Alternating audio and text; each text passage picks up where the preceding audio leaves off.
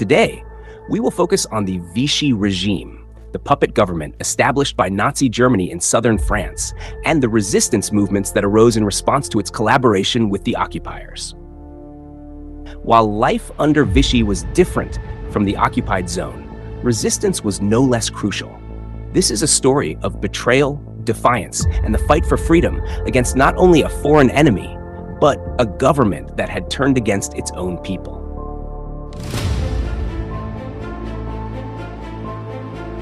Vichy France, a government in collaboration.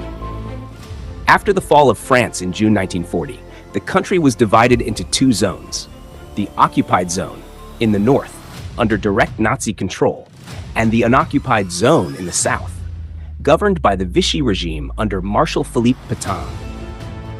Vichy France, although technically independent, was essentially a puppet state that collaborated with Nazi Germany. The Vichy government implemented many of the same oppressive policies as the Nazis, including harsh laws against Jews, communists, and political dissidents.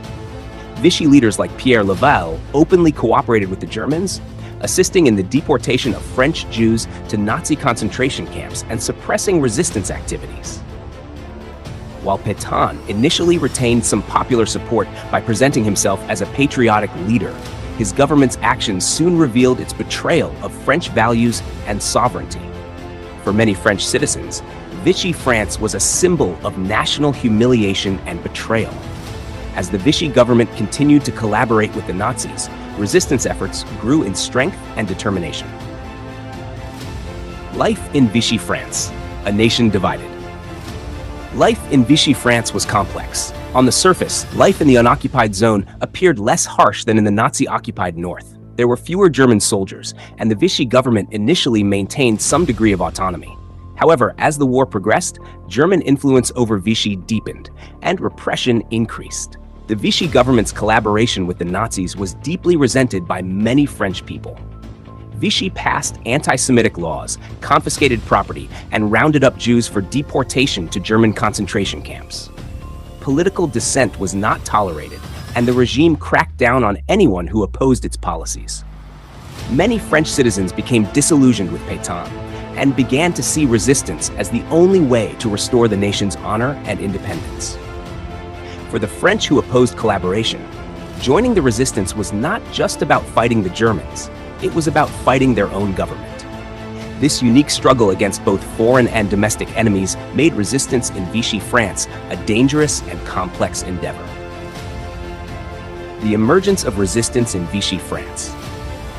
While the resistance in German-occupied northern France is often more widely recognized, resistance in Vichy France was no less significant. In fact, many of the resistance movements that later played crucial roles in France's liberation were born in the unoccupied zone. Resistance in Vichy France initially took the form of underground political movements. Many left-wing and communist groups, banned by Vichy, went underground and began to organize. One of the first notable resistance movements was the Franc Tireur, a socialist group that emerged in the Vichy zone in 1940. This group, like others, focused on gathering intelligence, distributing underground newspapers, and organizing sabotage missions against both Vichy and German forces. The Combat Group, led by Henri Frenay, was another prominent resistance movement that operated in Vichy France. Frenay, a former French army officer, had initially supported Pétain, but quickly became disillusioned by Vichy's collaboration with the Nazis. Combat was instrumental in gathering intelligence and passing it on to the Allies. The group also organized strikes, sabotaged German supply lines, and supported the growing network of resistance fighters. The Musée de l'Homme network, which we mentioned in the previous episode, was also active in Vichy France. They operated in both zones, gathering intelligence and supporting sabotage missions. Members of this network risked their lives to pass on crucial information to the Free French forces and the Allies. Radio Londres, a voice of hope. One of the most important sources of inspiration for the resistance in Vichy France came from Radio Londres, the BBC radio program broadcast from London by the Free French forces.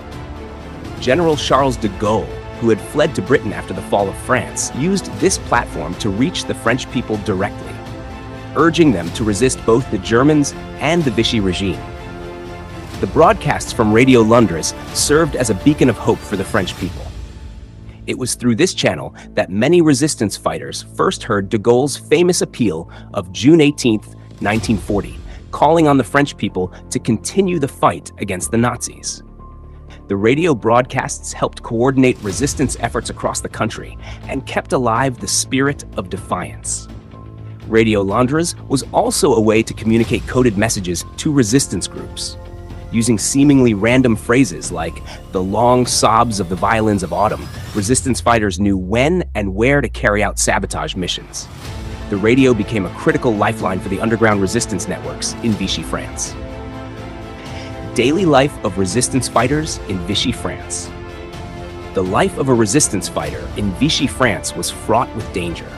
Members of the resistance had to constantly stay one step ahead of both the Gestapo and the Milice, Vichy's paramilitary police force, tasked with rooting out resistance fighters. Betrayal by fellow citizens, scarcity of resources, and the constant threat of arrest or death were part of everyday life for those who chose to resist. Resistance fighters lived in the shadows, often assuming false identities and relying on secret communication networks. Many had to give up their normal lives entirely, leaving behind families and friends to join the underground movement. Some operated in rural areas, using the forests and mountains as hideouts, while others worked in cities, conducting sabotage missions and gathering intelligence. Despite these dangers, resistance members were driven by a deep sense of patriotism and a desire to see their country free from both foreign and domestic oppression. Their actions were not without risk. If caught, they faced imprisonment, torture, and often execution. Yet their determination and courage never wavered. Vichy France's response to the resistance, the milice and repression. The Vichy regime, increasingly aware of the growing resistance within its borders, created the Milice Française in 1943 to combat the growing threat of internal dissent. The milice, led by Joseph Darnand, was notorious for its brutality.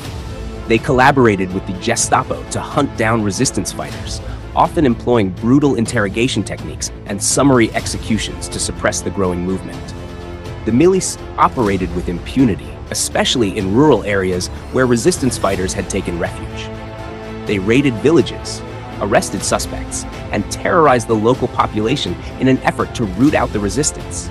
Yet, despite their efforts, they could not fully suppress the movement, which only grew stronger as the war progressed. The growing repression by the milice further fueled public anger, turning even more people against the Vichy government. In many ways, the heavy-handed tactics of the milice backfired, driving more French citizens to join the resistance and fight for the liberation of their country. Conclusion: the fight continues. As the resistance in Vichy France grew in strength, it became clear that the people of France would not stand by and allow their country to remain under Nazi control or the collaborationist regime of Vichy. From the rural hillsides to the crowded cities, the resistance fighters persevered against overwhelming odds, risking their lives to restore freedom to their homeland.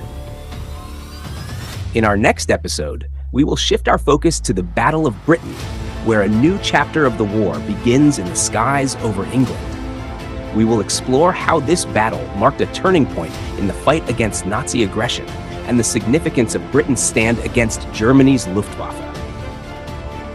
If you enjoyed today's episode, make sure to like, subscribe, and turn on notifications so you don't miss our next video. Thank you for watching.